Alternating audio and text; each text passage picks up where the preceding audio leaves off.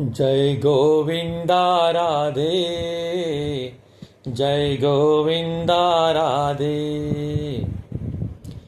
जय गोविंदा राधे, जय गोविंदा राधे. श्री कृष्ण शिष्टाई भाग 2. धृतराष्ट्र प्रेरित संजय शिष्टाई. लढाईच्या सुरुवातीला धृतराष्ट्राचा संदेश घेऊन संजय येतो. तो संदेश वाचण्यासारखा आहे. विरागी माणसाच्या मुखात शोभेल अशी भाषा धृतराष्ट्र बोलला आहे. तो धर्मराजाला म्हणजेच युधिष्ठिराला समजावतो. हे धर्मराजा, क्षुद्र स्वार्थासाठी, क्षणिक सुखासाठी व थोड्याशा भूमीसाठी म्हणजेच राज्यासाठी शेकडो लोकांची हत्या होऊ द्यायची? हे तुझ्यासारख्याला शोभास्पद नाही. तुला हे शोभत नाही. तू थोडासा विचार करून पहा, म्हणजे तुला माहीत होईल या नश्वर जगात नश्वर भूमीसाठी लढणे, लढाई करणे हे चांगल्या माणसाचे काम नाही, वगैरे वगैरे वगैरे इत्यादी. धृतराष्ट्राचा हा संदेश ऐकून धर्मराजाचे हृदय द्रवते व असार संसाराच्या क्षणिक लोभाने आपण महान भयंकर दुष्कृत्य करणार होतो, त्यातून आपल्या काकांनी म्हणजेच धृतराष्ट्राने आपणाला वाचविले आहे अशा निर्णयावर धर्मराजा येतो. संजय विष्टी इतकी सफल झालेली होती की जर श्रीकृष्ण त्या जागी नसता तर युधिष्ठिर हातात कमंडलू घेऊन हिमालयाकडे निघाला असता. पण त्यावेळी भगवान श्रीकृष्णाने पुढे येऊन संजयाचे स्पष्ट रूप उघड केले की, ऐक संजया, तू या संदेशाचे उत्तर म्हणून धृतराष्ट्राला जाऊन सांग की तुझा संदेश तत्वज्ञानाने परिपूर्ण व उत्तम विचारांनी युक्त असा आहे. हे खरे आहे, पण जेथून हे तत्वज्ञान निघाले तेथूनच म्हणजे तुझ्याकडूनच याच्या आचरणाची प्रथम सुरुवात व्हावी हे अतिशय आवश्यक आहे. आणि त्याच वेळी मी सभेला येतच आहे असाही संदेश पाठविला व त्याचबरोबर स्वतःच्या येण्याचे कारणही सांगितले. हरी गोविंदा, हरी गोविंदा. संजय विष्टी ही एक प्रकारची कुटील राजनीती आहे. संजय विष्टी कुटिलतेचा उच्च नमुना आहे. धृतराष्ट्राचे ते कारस्थान होते. संजय फक्त संदेशवाहक होता. अशा दूताला व्यक्तित्व असत नाही. त्याला राजा व मंत्री यांच्या सल्ल्याने मंत्रणा चालवायची असते. पापी सत्तेचा दूत पापीच असतो.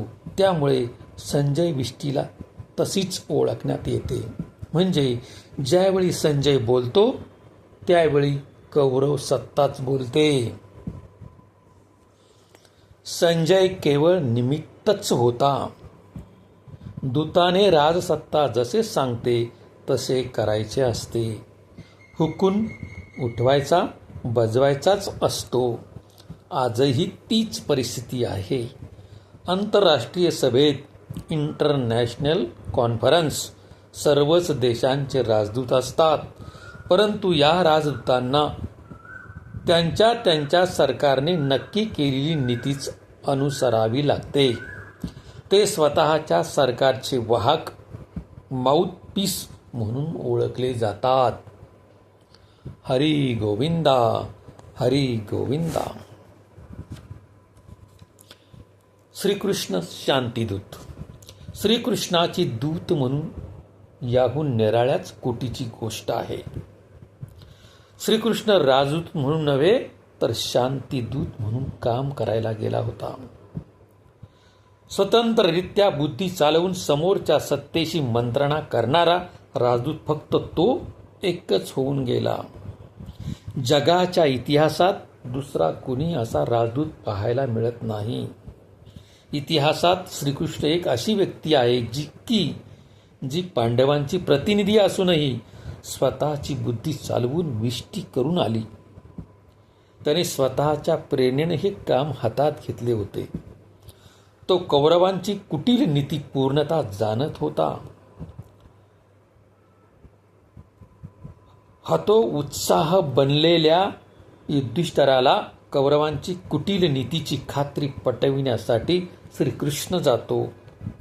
तेथे जाण्याने श्रीकृष्णाला युधिष्ठिराला प्रसन्न करणे हे कारण होते. तसेच स्वतःविषयीच्या लोक अपवादांना दूर करणे हेही एक दुसरे कारण होते. महापुरुषांनी असा लोक अपवाद दूर केलाच पाहिजे. म्हणून रामाने सीतेचा त्याग केला होता. बलराम वगैरे यादव असेच मानित होते की कौरवांचेही श्रीकृष्णावर पांडवासारखे प्रेम आहे.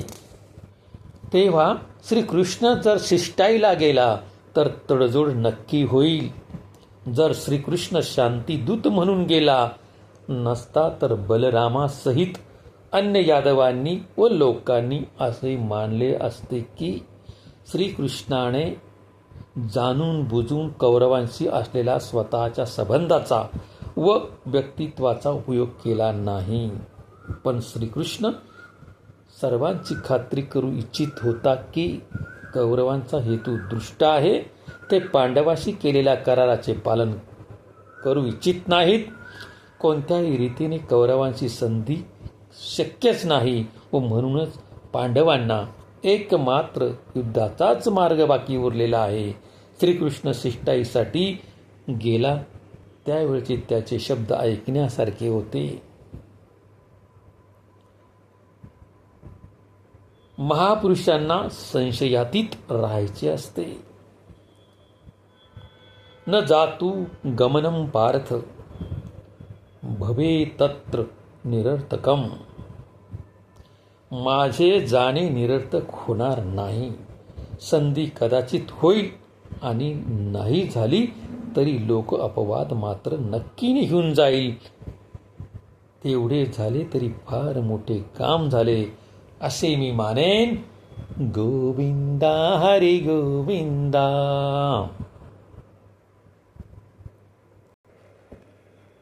श्रीकृष्ण विष्टीचे शिष्टाईचे राजकारण. या सर्वापेक्षा महत्त्वाचे तिसरे राजकीय कारण होते. श्रीकृष्ण जेव्हा शिष्टाईला गेला तेव्हा कौरवांच्या राजदरबारात कौरव व पांडव या दोघांचे पक्ष घेणारे पुष्कळ राजे उपस्थित होते. जे पांडवाचा पक्ष घेणारे होते ते पांडवांनाच अनुमोदन देणारे होते. ते केवळ त्यांचे सगळे संबंधीच होते. तर कौरवांचा पक्ष घेणाऱ्या सर्व राजांचे पांडवांशी कोणत्याही प्रकारचे वैरविष नव्हते. त्यांचे दुर्योधनावरील प्रेमही उचंबळून आलेले नव्हते. ते राजे श्रीकृष्णासमोर निदर्शने करण्याच्या हेतूने कौरवांचा पक्ष घेत होते.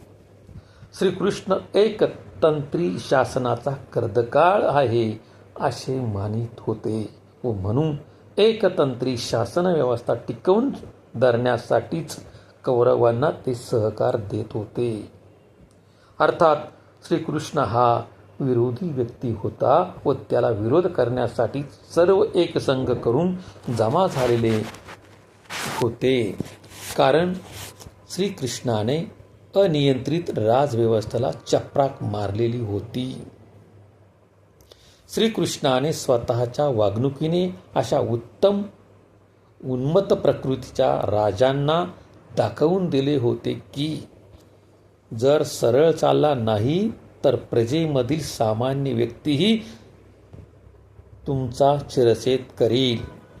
कंसाचा वध करून त्याने दाखवून दिले. राजा इह लोकांतही दंडनीय आहे हा महासिद्धांत त्याने प्रस्थापित केला होता. त्याने त्यातून असे देखील दाखवून दिले की उन्मार्गी गामी राजाला दंड केला पाहिजे व तोही इहलोकातच. श्रीकृष्णाने पांडवांचा राजदूत म्हणून या भित्र्या दुर्बळ राजांना त्या सभेत दाखवून दिले की हुकुमशाहीचे दिवस आता मावळले आहे. माझ्यासमोर अशा प्रत्यघाती लोकांचा संघ उभा करूनही तुम्ही टिकू शकणार नाही. श्रीकृष्णाच्या क्रांतीने तर राजांचे जीवन अस्थिर बनवून टाकले होते.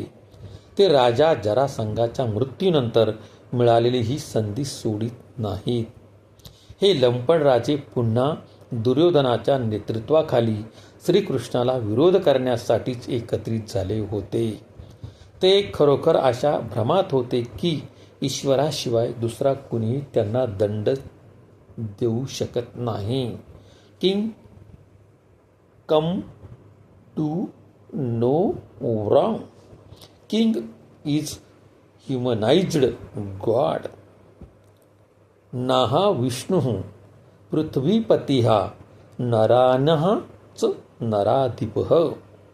श्रीकृष्णाने त्यांचा भ्रम निराश केला व दाखवून दिले राजा देखील जर धर्मानुसार राज्य करीत नसेल तर तो दंडास पात्र आहे. महाभारतात वर्णन आहे की विदुर जेव्हा सर्व राजांना विचारतो की तुम्ही सर्व का बरे एकत्रित झाला आहात, त्यावेळी तेच उत्तर देतात, आमचा विरोध श्रीकृष्णाशी आहे. म्हणून श्रीकृष्ण जेव्हा विष्टी करायला गेला तेव्हा विदुराने त्याला म्हटले, तू या स्वरूपात इथे येऊन फारच मोठे साहस केलेले आहेस. येथे एकत्रित झालेले राजे पांडवांचे नाहीत तर तुझे शत्रू आहेत. शत्रूमध्ये ह्याप्रमाणे एकटा जाणे हे साहस मानले जाते. गोविंदा हरी गोविंदा. शिष्टाईचे मुख्य लक्ष. श्रीकृष्णाने विदुराला आश्वासन देणाऱ्या उत्तरात दाखवून दिले होते की तुम्ही या गोष्टीचा धडा थोडी देखील चिंता करू नका. हे सर्व माहीत असून मी जाणून बुजून इथे आलो आहे. पांडव दुर्बळ झाले आहेत, त्यांच्यावर दया करा अशी याचना करायला मी आलेलो नाही. 13 वर्षाच्या वनवासानंतरही पांडव तेवढ्याच शक्तिशाली आहे, प्रतिभाशाली आहेत हे जाहीर करायला मी आलो आहे.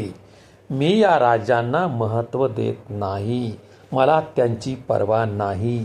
ते भले शूर व पराक्रमी असतील, पण मला खात्री आहे की माझ्या पांडवाबद्दलची ही घोषणा ऐकतील तेव्हा ते नक्कीच गलित गात्र होतील.